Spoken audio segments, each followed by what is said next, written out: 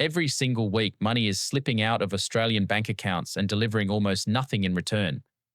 Not because people are reckless, not because they don't care, but because the world has shifted and so many of the things we've been paying for just haven't kept up. What gave you real value 3 or 4 years ago might be bleeding your budget dry today. And here's the tricky part. These aren't big, obvious expenses. They're the sneaky ones. The ones that look harmless on their own but stack up into thousands of dollars a year when you add them together. And the timing couldn't matter more. The RBA just hiked the cash rate to 4.10%. Petrol prices have surged since the Middle East conflict escalated in March. Consumer confidence crashed 12.5% in April alone, the sharpest monthly drop since the pandemic. Household budgets are being squeezed from every direction, so if there was ever a time to take a hard look at where your money's going, it's right now. Today, we're going through 5 things that are no longer worth your money. And I'm not talking about small change. Cutting these 5 things alone could put thousands of dollars back in your pocket this year. Let's get into it. Number 1, stacked streaming subscriptions. Here's a number that might sting. According to Westpac research, 3 in every 10 Australians are losing $600 a year on duplicate apps and services they don't even use. And the average Aussie is spending about $14 more per month on subscriptions than they realise. That's $168 a year disappearing without you even knowing. Think about that. You sign up for a free trial, forget to cancel, and suddenly you're paying for 4 or 5 streaming platforms when you only watch one. Netflix has hiked its Australian prices 6 times now. Spotify just raised its premium and family plans again. Gaming subscriptions are costing Aussies an average of $666 a year. The fix isn't complicated. Pick 1 or 2 services you actually use every week. Cancel the rest. And here's a smarter move. Rotate them. Subscribe to one platform for a month, binge what you want, cancel, then move to the next one. Most people never think to do this because we've been trained to treat subscriptions as permanent. But they're not. They're month-to-month tools, and the moment you start treating them that way, you take back control of hundreds of dollars a year without missing a single show. Number 2, buy now, pay later for everyday purchases. As of March 2026, 41% of Australians have used a buy now, pay later service in the last 6 months. Among millennials, that number jumps to 59%. And here's the part that should worry you. 1 in 3 users now say they couldn't manage their finances without BNPL. It's gone from a convenience to a lifeline, and that's a red flag. Average balances have crept back up to around $1,110. Late fees hit a record average of $119 per incident, and the psychological cost is even higher. When you split every $80 purchase into 4 payments, you lose track of what you actually owe. You end up juggling multiple repayment schedules across multiple platforms, and before you know it, you're using next fortnight's pay to cover last fortnight's shopping. Zip even reported that people are now using BNPL to pay for petrol and utility bills. BNPL makes spending feel painless, and that's exactly the problem.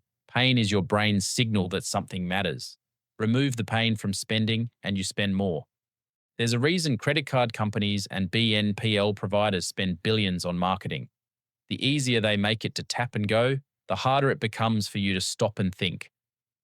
Number 3, brand new cars on finance.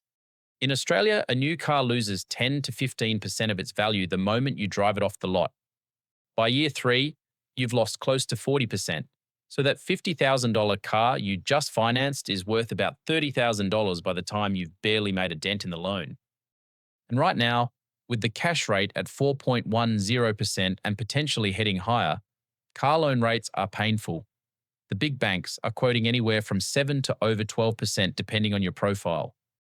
That means on a $50,000 loan over 5 years, you could pay well over $10,000 in interest alone on an asset that's losing value every single day. Meanwhile, a quality 2 to 3-year-old car with low kilometers gives you most of the same features, still has warranty coverage in many cases, and saves you tens of thousands. Number 4, takeaway food and daily coffee runs. I know, nobody wants to hear this one, but the numbers don't lie. Australian Bureau of Statistics data from March 2026 shows the average household is now spending around $340 a month on food delivery apps alone. That adds up to roughly $4,000 a year. Fast food isn't even cheap anymore. A combo meal at most chains is pushing $15 to $18. For that same money, you can meal prep lunches for 3 days.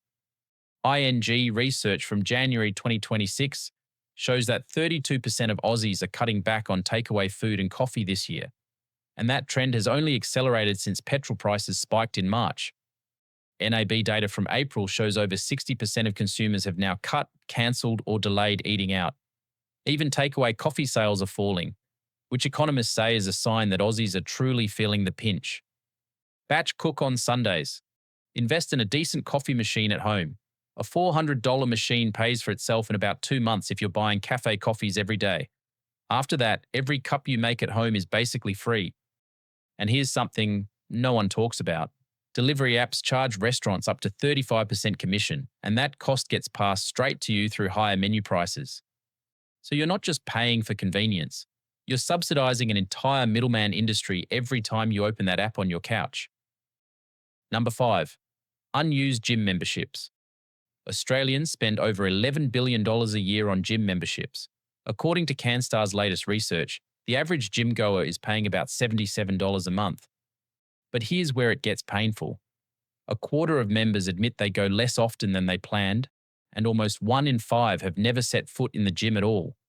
That's close to $2 billion a year completely wasted across the country. If you're going 3 or 4 times a week, that's a brilliant investment in your health. But if you're going once a fortnight, or worse, not at all, you're paying $77 a month for guilt. And gyms know this. They design their entire business model around it. Long lock-in contracts, complicated cancellation processes, joining fees they'll waive if you push back. They profit most from the members who never show up. If you haven't been to the gym in the last 30 days, cancel.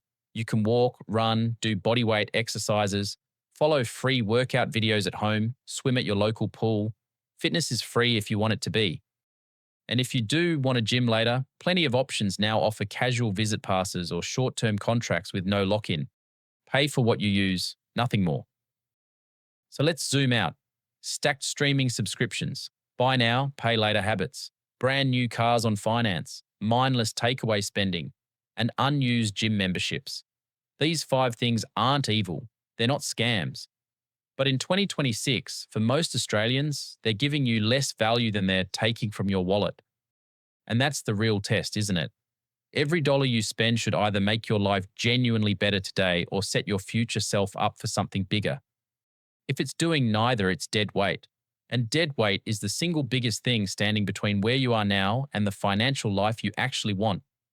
The people who build real financial freedom aren't the ones who earn the most. They're the ones who cut the waste first, then redirect every saved dollar into something with a return. If this video opened your eyes to even one change you can make, drop a like, subscribe to the channel, and turn on notifications. Thanks for watching, and I'll see you in the next one.